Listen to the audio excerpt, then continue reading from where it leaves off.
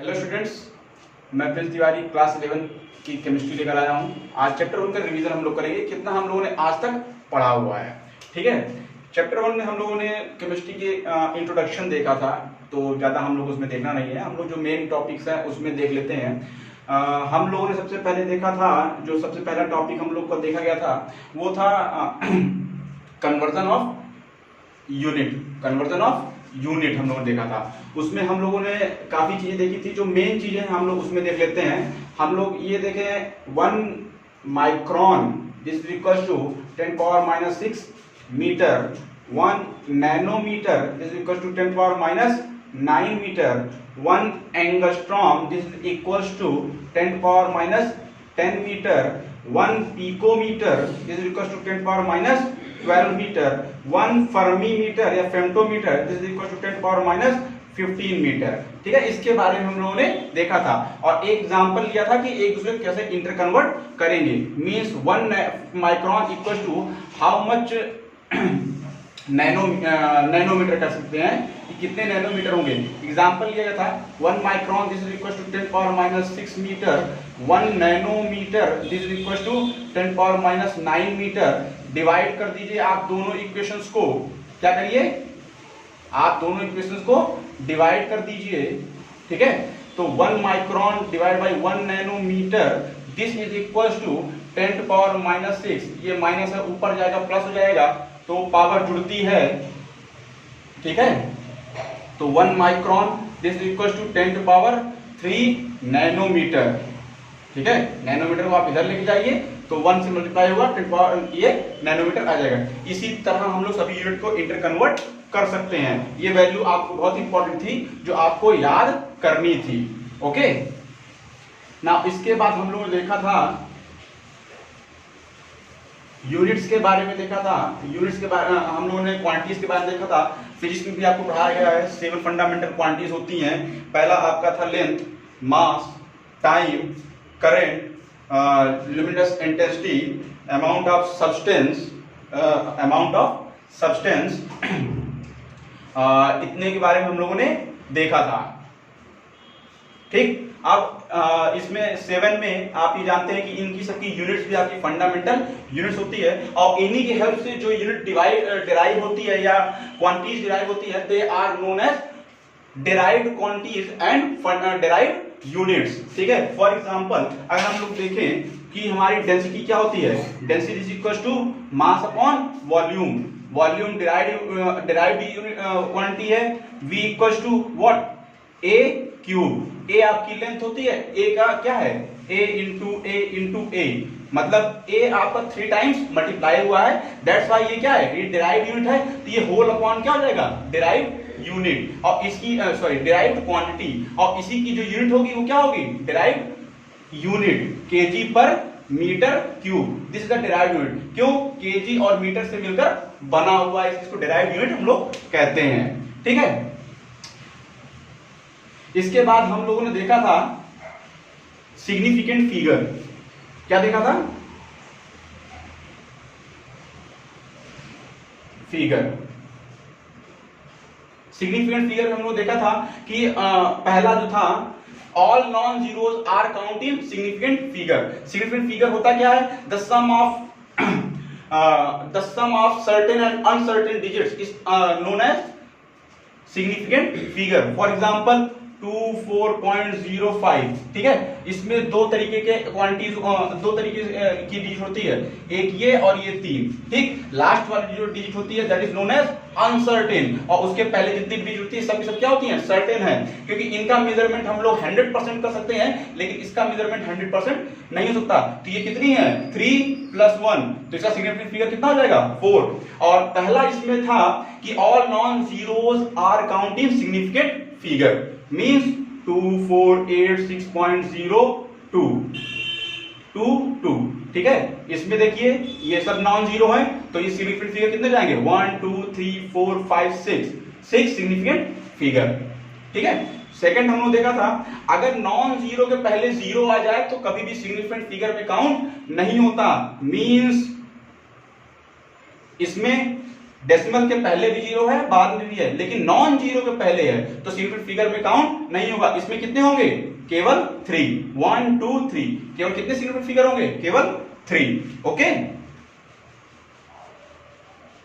अब देखिए third type जो था आपका, थर्ड टाइप में अगर 2408.02 नॉन जीरो के बीच में अगर जीरो आता है तो सिग्निफिकेंट फिगर में काउंट होता है। नॉन जीरो के पहले अगर आता है तो वो नॉन जीरो के बीच में आता है तो सिग्निफिकेंट फिगर में काउंट होगा। कितने हैं? 1 2 3 4 5 6 सिग्निफिकेंट फिगर। कितने हैं? 6 सिग्निफिकेंट फिगर। ओके, अब फोर्थ क्या था? अगर नॉन जीरो के बाद आता है तो सिग्निफिकेंट फिगर में काउंट होगा। नॉन जीरो और डेसिमल के बाद आता है तो सिग्निफिकेंट फिगर में काउंट होगा। 24.000 ये चारों जीरो सिग्निफिकेंट फिगर में काउंट होंगे। मींस कितने हैं? 6, 1 2 3 4 5 6, कितने सिग्निफिकेंट फिगर हो गए? 6।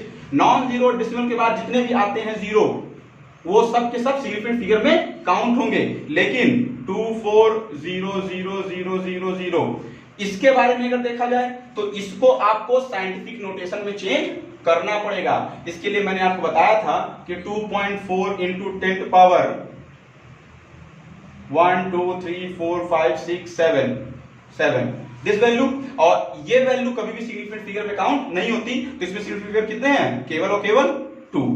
कितने हैं? केवल और केवल 2। ये सभी तरीके थे सिग्निफिकेंट फिगर को कैलकुलेट करने के, सिग्निफिकेंट फिगर को कैलकुलेट करने के। ठीक है, अब सिग्निफिकेंट फिगर अगर कम नंबर्स में आ रहे हैं तो हम लोग उस नंबर तक वैल्यूज को कैसे घटाते हैं या वो जो नंबर्स एक्स्ट्रा में उनको कैसे हटाते हैं, उसको उस प्रोसेस कहते हैं हम लोग राउंडिंग ऑफ। क्या कहते हैं? Rounding off. राउंडिंग ऑफ में पहला टर्म क्या है कि अगर हम लोग किसी नंबर को राउंड ऑफ करते हैं और वो 5 से ज्यादा है तो उसको राउंड ऑफ करने के बाद हम लोग उसके ठीक पहले वाले नंबर में 1 ऐड कर देते हैं। 24.5556567 इसको राउंड ऑफ करिए, ये 5 से बड़ी वैल्यू है, क्या हो जाएगा? 7 में 1 ऐड हो जाएगा। This is the rounding off. अगर ये 5 से ज्यादा है, अगर ये वैल्यू 5 से कम है, अगर ये वैल्यू 5 से कम है जिसको राउंड ऑफ करना है तो उसमें उसके पहले वाले में बिल्कुल भी कुछ ऐड नहीं करेंगे, वो एज इट इज उतर जाएगा। कंफ्यूजन थर्ड टर्म, अगर ये वैल्यू 5 हो गई तब 5 से ज्यादा है तो 1 ऐड करते हैं, 5 से कम है तो 1 नहीं ऐड करते। लेकिन अगर 5 है तब इस कंडीशन में 2 है कि इस कंडीशन में 2 टर्म आते हैं, उसके ठीक पहले वाला देखना पड़ेगा ऑड है कि इवन। अगर ऑड है तो +1 तो, और इवन है तो एज इट इज वही नंबर लिख देते हैं। अगर ये देखिए ये क्या है? ऑड है तो ये क्या हो जाएगा? 24.568। ओके, लेकिन यहीं पर अगर ये वैल्यू क्या हो जाती? 6 हो जाता, इवन होता तो ये क्या हो जाता? 6। ठीक है, तो ये टर्म होते हैं आपके राउंडिंग ऑफ के, और यही टर्म आपको बताता है राउंडिंग ऑफ के लिए। ठीक है स्टूडेंट्स? ठीक, अब इसके बाद हम लोगों ने जो टर्म देखा था वो हम लोगों ने देखा था एटॉमिक मास और मॉलिक्यूलर मास। किसी भी एटम का मास एटॉमिक मास कहलाता है। हम लोगों ने हाइड्रोजन के टर्म में देखा था, ऑक्सीजन के टर्म में देखा था और कार्बन के टर्म में देखा था। मोस्ट इंपॉर्टेंट जो था वो कार्बन के टर्म में था कि किसी भी एटम का मास कार्बन 12 के मास के 1/12 का कितना टाइम्स होता है। ये किसी भी एटम का एटॉमिक मास वो क्वांटिटी है जो ये बताता है कि कार्बन 12 के 1/12 का कितने टाइम वो मास है। ठीक है, तो हम लोगों ने देखा था कि किसी भी उसका एटॉमिक मास कार्बन 12 के 1/12 के एटॉमिक मास कितना होता है, और उसकी एक हम लोगों ने यूनिट देखी थी AMU, जिसकी वैल्यू आई थी 1.66 × 10⁻24 kg। ठीक है, ये वैल्यू किसी के भी एटॉमिक मास से आप मल्टीप्लाई कर दीजिए तो उसके एक एटम का मास निकल आता है। फॉर एग्जांपल ऑक्सीजन का एटॉमिक मास कितना है? 16 ग्राम, तो इसके एक एटम का मास कितना होगा? Mass of 1 atom. This is equals to 16 into 1.66 into 10 power minus 24 kg. This is the mass of one atom of oxygen. एक ऑक्सीजन के एक एटम का मास है। इसको हम लोगों ने डिस्कस किया था। उसी तरह हमने मॉलिक्यूलर मास को डिस्कस किया था। आपको मॉलिक्यूलर मास निकालना बताया गया है कि आप मॉलिक्यूलर मास कैसे निकालेंगे।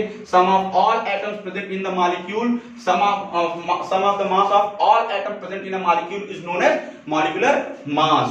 फॉर एग्जांपल O2, इसमें कितने एटम प्रेजेंट हैं? 2 एटम। एक एटम का 16, दूसरे एटम का 16, 32 gram. This is the molecular mass of oxygen. इसी तरह आप सभी के मॉलिक्यूलर मास को काउंट करते हैं। ठीक है। इसके बाद हम लोगों ने देखा था कि हम लोग की जो सबसे ज्यादा इंपॉर्टेंट थी वो देखा था हम लोगों ने मोल कॉन्सेप्ट। क्या देखा था? Mole concept. मोल कॉन्सेप्ट में ये देखा गया था कि the value of 1 mole this is equal to 6.022 into 10 power minus 23 10 power sorry minus 23 ठीक है। इतना वैल्यू थी 1 मोल की। ठीक है। और हमारे पास जो वैल्यू आई थी, जो फॉर्मूले आए थे वो आए थे gram atom this is equal to 1 mole this is equal to 6.022 into 10 power 23। ठीक है। And the formula of finding the moles, number of moles, this is equal to given mass divide by atomic और molar mass. अगर atom है तो atomic mass और molecule है तो molar mass. इस फॉर्मूले के थ्रू हम लोगों ने पूरे न्यूमेरिकल को देखा था। ठीक है। क्विक रिवीजन है, आप इसको दिमाग में बैठा के रखिएगा। ठीक है। आप एक क्वेश्चन ले लेते हैं कि find the number of moles present in 8 gram of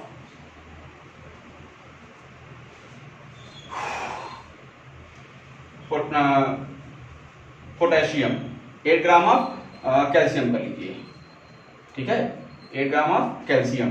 तो हम लोग बस कैल्शियम का एटॉमिक मास कितना होता है? 40। तो नंबर ऑफ मोल्स कितना हो जाएगा? Number of moles this equal to given mass is 8 gram, given mass is 8 gram और इसका atomic mass 40 this equal to 1/5 this equal to 0.2 mole, 0.20 mole. ठीक है। इस तरह हम लोग इसके न्यूमेरिकल्स को फाइंड आउट करते हैं, कैलकुलेट करते हैं। इतनी चीजें आप लोगों को बताई जा चुकी है और होप सो आप लोग को ये चीज जो चीज कंफ्यूजन है उसका आप प्रीवियस वीडियो देख करके उसको पूरी तरह क्लियर कर सकते हैं और साथ में आप मुझसे डायरेक्ट कांटेक्ट करके इसमें जो प्रॉब्लम हो आप उसको पूछ सकते हैं। ओके स्टूडेंट्स, आई होप आपकी एग्जामिनेशन में ये हेल्पफुल होगा। Thank you.